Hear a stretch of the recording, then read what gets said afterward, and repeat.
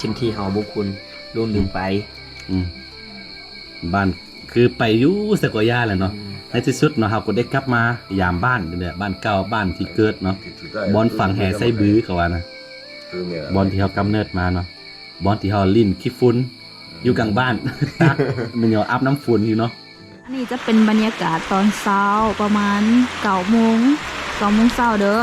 ฝนตกตั้งแต่มื้อคืนเนาะมื้อคืนก็ฝนตกแห้งและตอนนี้ยังบ่หยุดเลยบ้านเก่าของข่อยเนาะเฮือนเก่าของข่อยจะอยู่จุดนี้เลยเนาะเริ่มก่อนอันนี้จะเป็นเฮือนของตากล้องนะ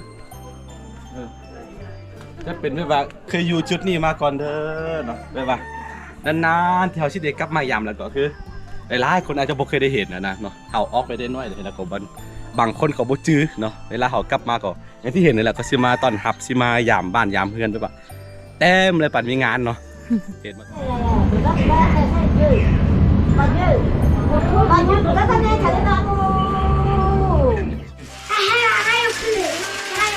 ชิมบ่สดๆเลย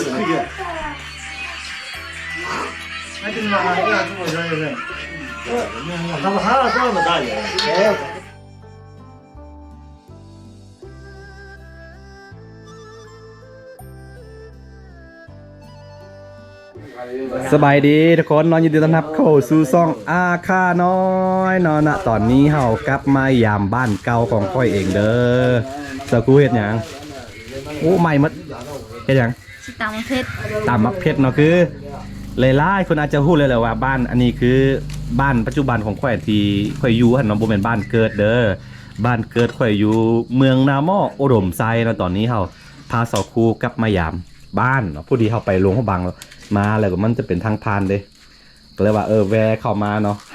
ห่างจากตัวเมืองค่อนข้างไกลเนาะต้องได้ขึ้นดอยมานี่เฮาพาพี่ๆน้องๆเข้ามานำมีหมู่มานำเนาะมีหมู่หรือมีน้องไซแสงคำเนาะมานำนี่ตอนนี้เขากำลังต้มไก่เนาะเดี๋ยวสิมีพี่ๆน้องๆเมืองไม่ยามนะนานๆที่จะได้กลับมาในฮอบ2 ปีมาคุ้มเลยมั้ยนี่บรรยากาศแบบว่าเขามากลับมาเดึกนะกลับมาฮอดเดึกนะก็เลยว่าบ่แม่นเรียกว่ามันค่ำแล้วนะก็เลยว่าบ่ได้ไทยบรรยากาศกลางเว้นเนาะให้ทุกคนได้เห็นกันตอนนี้เขาแต่งกินเลยแล้วก็เดี๋ยวมื้ออื่นเช้าเดี๋ยวสิท้ายให้ทุกคนได้เบิ่งกันตอนนี้ครับแต่งกินก่อนนี่คือบ้านเก่าของข่อยเองนะ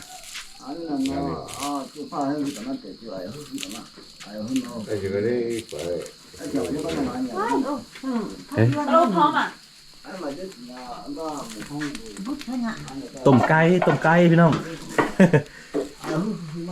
เจ้าครูมา2 ครั้งแล้วเนาะ2 ครั้งแล้วเป็นกันกลับมาย้อนความทรงจำคือเสาครูมาเปิดคลิป YouTube คลิปแรกอยู่บ้านอันนี้เหม็นบอก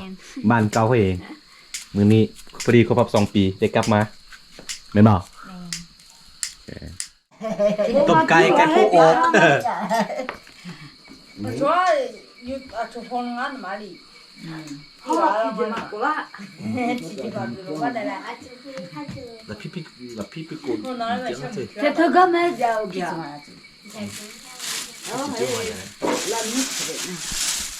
Đừng hút độ mày. Thế nó mà độ rồi. Em trả.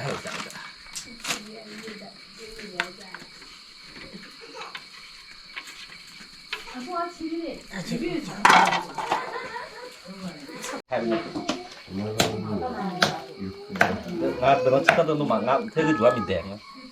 내가 한대 내려. Khi 네가 또 뭔가 해가. nó mà tôi sao tôi tôi cho bác thợ ta pin nhá à vậy nhiêu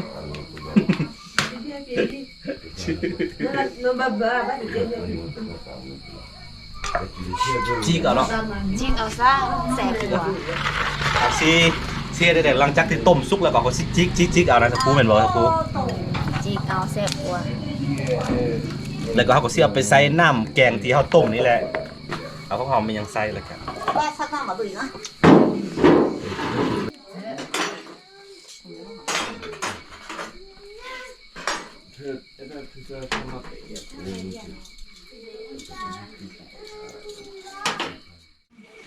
นี่จะมีลูกหลานจะมีพี่น้องเป็นอย่างมาเบิงมาหยาดเนาะเพราะว่าเขาบ่ได้กลับมานานเลยคือได้ยินได้สื่อนะเคยออกบ้านไปได้น้อยแล้วก็เขาก็โบเคยได้เห็นนะจุเนาะคนเฒ่าไว้บ่ก็ได้จื้อแล้วกูว่าเป็นลูกเป็นหลานเขาก็กลับมายามมาเฝ้าแบบนี้เลยทุกคนแล้วก็คือลักษณะเด่นของอาคารก็คือเขาสร้างพระเข้า2อันเนาะนี่เด้อนี่คือมันเป็นแบบวัฒนธรรมดั้งเดิมของอาคาเลยเนาะไฟใส่ก็จะกินฝั่งนี้ไฟยิงก็จะกินฝั่งนี้นะ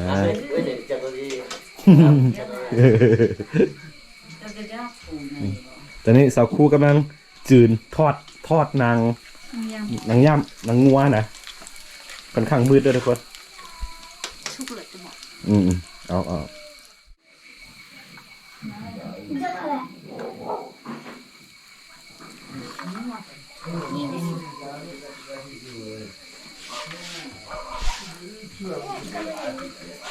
ผมเอาก็เถิดมา Đã nội sử dụng củaเอาเครื่อง bác ông thật là hàng ngày đấy.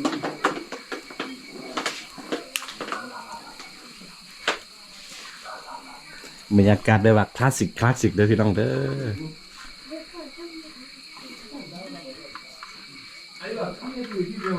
อเงี้ยอย่างเงี้ยคืออย่าง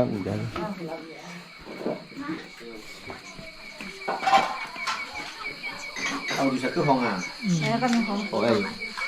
นี่สิกินข้าวกัน บรรยากาศแบบว่า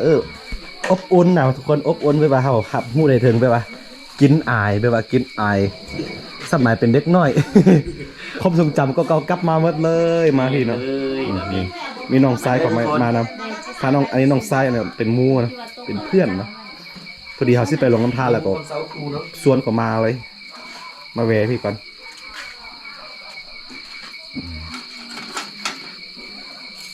อบอุ่น กลับมายามบ้าน ถ้าผู้ใดเข้าไปก็อย่าลืมกดติดตามให้ของช่องแซงคัน ฝากเอกมาแสงตามหน้าจอ ใช่แน่เลยแซงคันชาแนล ตอนนี้เขากำลังเบิ้งอันวิธีเบิ้งไปว่าขาไก่เด้อแล้วก็เบิ้งอันหัว có giỏ nó mà chờ cái chuyện à nó mà nó chuyện nó đòi cái giỏ à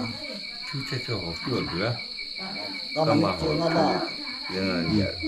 nó bị nó là hay à อืม cái giỏ thì mà nữa เดี๋ยวอธิบายเนาะคือ อันนี้คือหน้าเบานะคือนี่คือน้องไส้ของแม่เนาะอันนี้คือเอาเนาะเป็นน้องไส้ของพ่อเด้อน้องไส้ของแม่น้องไส้ของพ่อ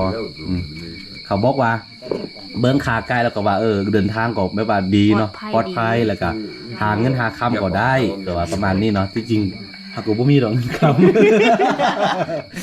เดี๋ยวแต่ว่าหาเงินหาคำก็ได้เนาะแล้วอนาคตตอนนี้บ่มีมื้อนั้นได้มาเป็นตื้อเป็นล้านก็บ่ฮู้เด้คนเฮานี่ เดี๋ยวซื้อเล็ก400 ล้านเด้ เดี๋ยวถือเล็ก400ล้านเด้นี่เมนูมันนี่ก็คือมีไข่แพนแล้วก็อันนี้เป็นหยังสักกู อันนี้แม่น หน่อส้ม หน่อคั่วหน่อล้านคั่วไอ้ นกขวดแล้วก็นอร้านแกงแล้วก็ต้มไก่ของค่อยแล้วก็นี่ทอดนางย่ำของเสาคูเนาะ อันนี้ ตอนนี้เอาน้องเบิงเนาะคือ ต้องบอกว่าเฮามีความสัมพันธ์กันหมดนะอันนี้คือน้องไส้ของพ่อน้องไส้คิงเด้ออันนี้ก็น้องไส้ของแม่คิงเนาะนี่อยู่คนละบ้านกันแต่เพิ่นก็ลงทุนมาเนาะปู่ว่าหลานเพิ่นมายามนะเพิ่นก็อันนี้อยู่ทั้งพุ่งสาลีเนาะอันนี้บ้านที่ค่อยอยู่ปัจจุบันเป็นอุดมไส้เด้อเพิ่นก็ลงทุนมาได้พุ่งสาลีเนาะ แล้วก็จะมีท่านผู้ฟังที่ดีท่านผู้เบิ่งที่ดี 3-4 คน นั่งเบิ่งอยู่ บันไดแคก นี่ อาหารพื้นบ้าน อันนี้แหละคือแบบว่าวัฒนธรรมแบบว่าดั้งเดิมเลยนะเนาะ ๆสิ่งที่เฮาบุคคลลืมไป อืมบ้านคือไปอยู่สกอยาแหละเนาะในที่สุดเนาะเฮาก็ได้กลับมายามบ้านเนี่ยบ้านเก่าบ้านที่เกิดเนาะบอนฝั่งแห่ไส้บื้อเขาว่านะบอนที่เฮากำเนิดมาเนาะบอนที่เฮาลิ้นขี้ฝุ่นอยู่กลางบ้าน มันเหนียวอับน้ำฝุ่นอยู่เนาะพาเติบโตมาให้เพียงก็กลับมายามนะมันก็แบบโอ้ความทรงจำกลับมาเด้อพี่น้องเด้อ 全部在母你有多爱了， cái giỏ 干嘛 à 都 อืม cái giỏ thì mình gì vậy Ừ. à nè cái giỏ à 在母你干嘛都cái chuyện à cái giỏ là không 全部在母。 그게 시키다 맞아 얘가 맛이 똑똑히 가만 맛있다 가야 지금 내가 강아 아까 내가 연년에 누가 사 그게 애가 있어요 물 있어요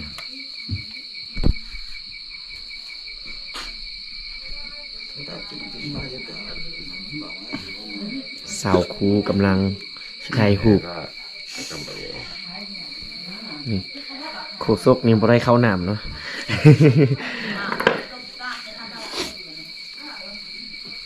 몰라 그 아이들 중에 또 얼마 안 나라 애가 가지고 그 맞아야 좀 아마 이제 막 비나와 비고 그 좀만 맞아 남이 이제 호안에 이놈에다 이놈라 그 나라고라 뭐 틀레지 아니네 애가 지금 어때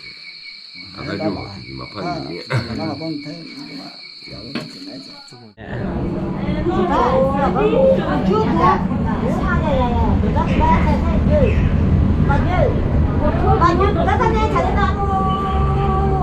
차 하면 아 비차 아 될까 이제 고추와 우리 이제 로고파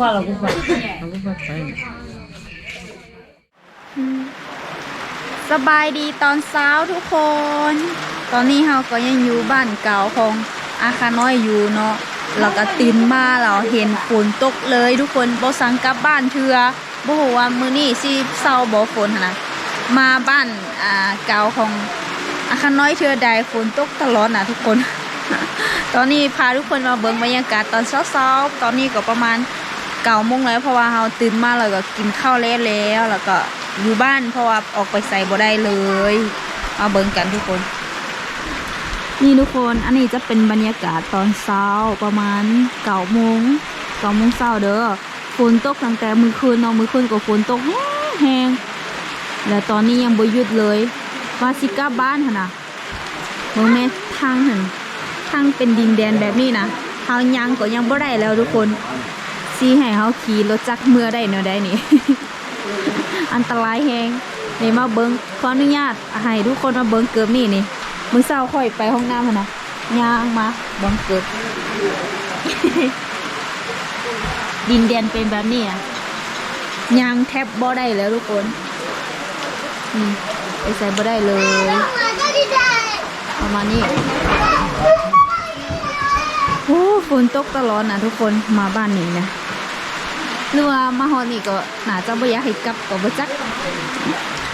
บรรยากาศดีอยู่เลยแต่ว่าเฮาบ่สั่งกลับบ้านทุกคนมีแต่ว่าให้ฝนเซาแล้วก็เฮาจึงสามารถกลับบ้านได้ ตอนนี้คือบ่ฮู้ว่า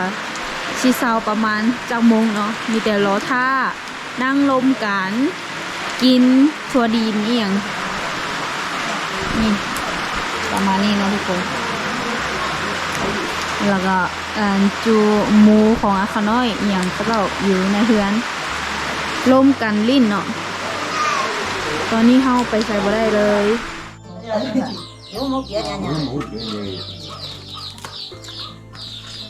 아 그거 애가 안 드시겠더라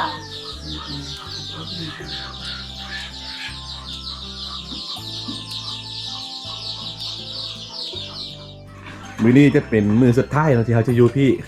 ที่จริงตามแผนเขาสิกลับไปแต่เมื่อวานพ้นแต่ว่าเขาก็ได้พักก่อนทุกพี่เนาะเป็นเวลา1 วัน 2 คืน1 วัน 2 คืนแล้วก็เขาก็สิอันนั้นสิเดินทางออกไปตอนนี้เขากินนี่ข้าวปลาเด้อกับปลาตัวนี้คือเฮ็ดตอนย้ำกินเจียงซื่อๆตอนนี้มีกินเจียงอันนึงก็เอิ้นมากินเจียงก่อนที่สิไปซักเขาให้เนาะที่จริงพี่ก็บ่ได้เฮ็ดไทยเฮ็ดส่วนหนึงแหละบ่ได้เฮ็ดไทยเหมือนบ่ได้เฮ็ดไทยละแต่เขาก็เฮ็ดเป็นแบบว่าเป็นวิธีที่ชีวิตที่เขาคุ้นเคยอ่ะนะเป็นวิธีที่ว่าเป็นฮิตของที่ต้องได้สืบทอดกันมานะก็ต้องเฮ็ด และมื้อนี้เราจะได้จ้าลากันเนาะแล้วมาคนพุทธลีกับคนรัวน้ำทาโบแก้ว không bảo là không có là không có bà chứ không phải à nhớ là เป็นอัน ยังมีกี่บาทเสร็จอ่ะ ครับข้าวสุดท้ายที่เขาสิกินในพี่เนาะตอนนี้ครับกำลังนี้เฮ็ดสิ้นอยู่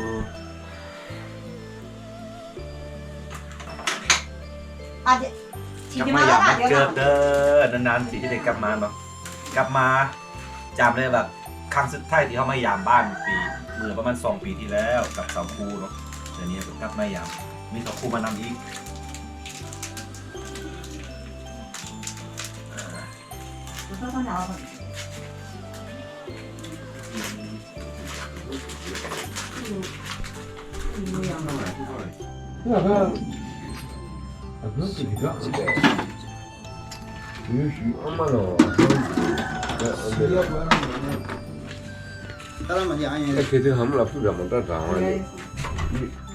นี่คือของดีแบบว่าดองคันสิบอกว่าติดสิเอาพวกมันติด อย่าบอก ผมบอกไปก่อนมันเป็นของดีแล้วนี่ อย่าดอง ชาวบ้านเขากำลังนี่เฮ็ดกันอยู่ผมบอกว่ามันยังดีกว่าจะมันเป็นของดีชิมบ่สดๆเลยตรงนี้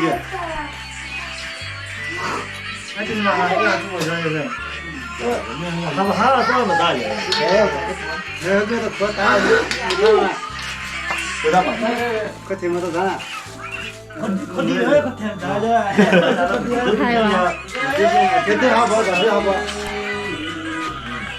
时间来的哦没错不去我这在 ติดเหลือง 不去不去 โอเคเดี๋ยวค่อยเบอร์เอา 哎，你这阿里啊，咱说啥也买阿里啊？老我老年了我们他爸是哪里 เดี๋ยวทำไมไม่ตัวจะมา 哦这个阿里现在不够哎，你这阿里，这个 เดี๋ยว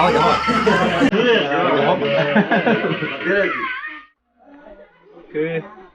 บ้านเก่าของข่อยเนาะเฮือนเก่าของข่อยจะอยู่จุดนี้เลยเนาะเฮือนก่อนนี่จะเป็นเฮือนของตากล้องจะเป็นแบบว่าเคยอยู่จุดนี้มาก่อนเด้อเนาะแบบว่านานๆที่เขาสิได้กลับมายามแล้วก็คือ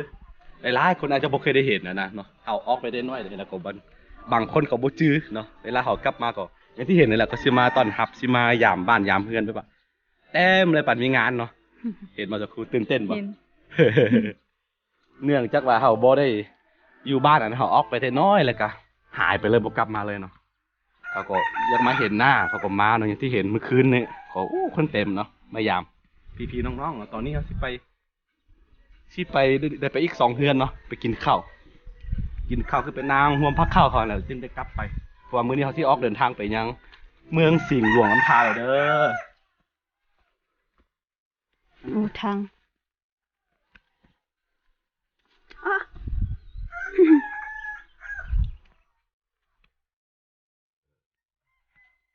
บูฮูซี่อธิบายได้เนาะรู้สึกว่าแบบตื่นเต้นอ่ะนะเวลากลับมายามบ้านผมว่านานๆถึงที่ได้กลับมาอย่างที่เคยบอกไปเนาะใช่ปะไปอยู่ไสก็แล้วแต่เนาะเฮาบ่ควรลืมทีมฐานบ้านเกิดบอนที่เฮาฟังสะดือของเฮาเนาะฟังเสแฮใส่บือของเฮาอ่ะนะอยู่นี่เนาะถ้าก็ได้กลับมาเนาะมีพี่ๆน้องๆเนาะมีพี่น้องฟังแม่ฟังพ่อมันยังป้าอามันยังหลานเนาะก็เลยว่าได้กลับมาทีนี้กินของดีเข้าไปกันแน่นท้อง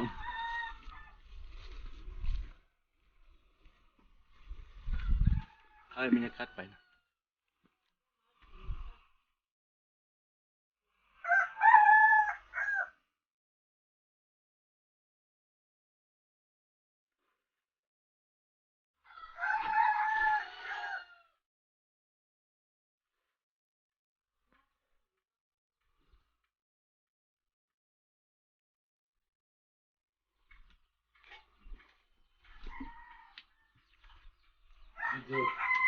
โคตรก็ตุ้งไปฝังอย่างนี้ว่ะเอาพามาอย่างนี้เนี่ยเจ้าคิดกันเลย 哦，只不过我一个人看下去。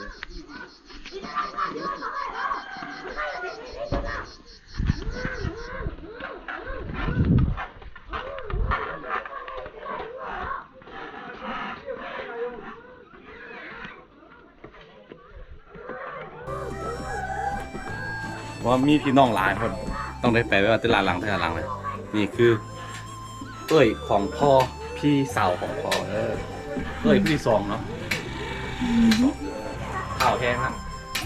70 ปลายแล้ว เป็นแซงหมวกอยู่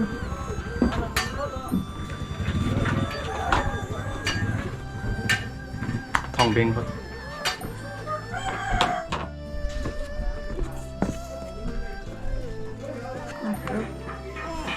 น้อยใช่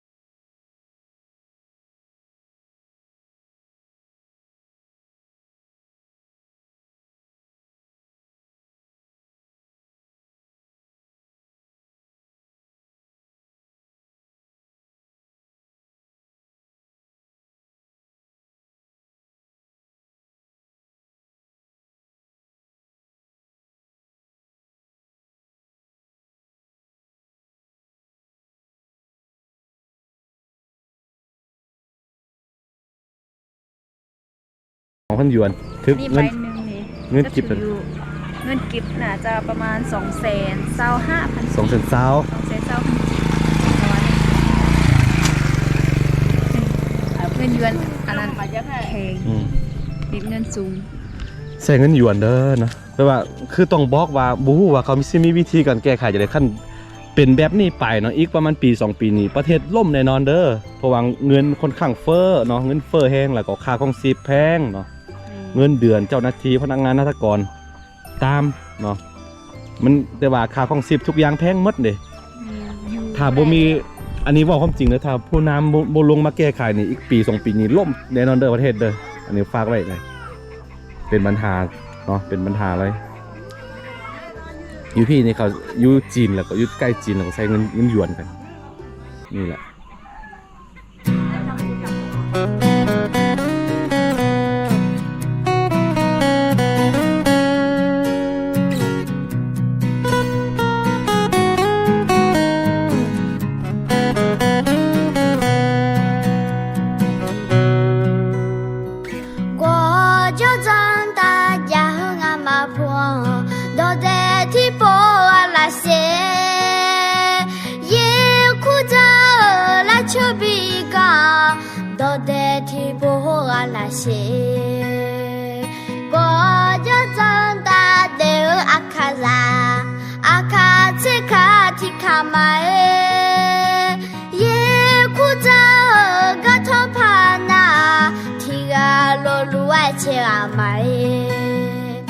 อ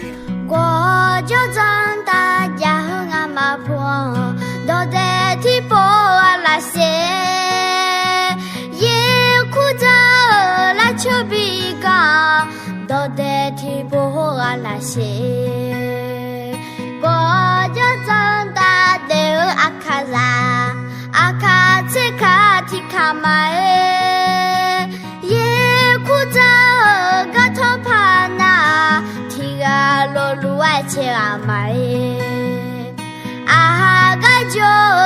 อาคาลาฮอนี